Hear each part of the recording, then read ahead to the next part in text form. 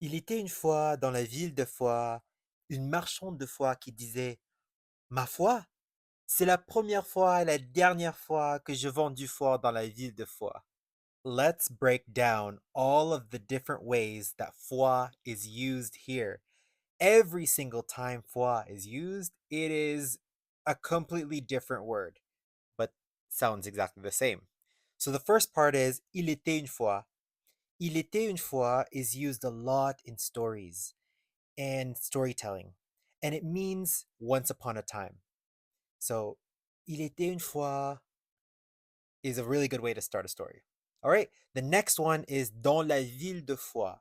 So, Foix is like a real place. It's in the south of France. I know it is between Toulouse and Andorra. And une marchande de foie is someone who sells what is this? It is someone who sells liver. Une marchande de foie. Marchand ou une marchande is someone who sells things, right? Ma foi, ma foi. The literal translation of this is like my faith, ma foi.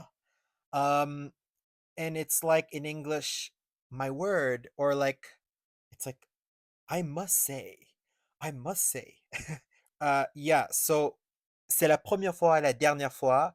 C'est la première fois is it's the first time. C'est la dernière fois, the last time que je vends du foie dans la ville de Foix. So try saying this and impress your francophone friends.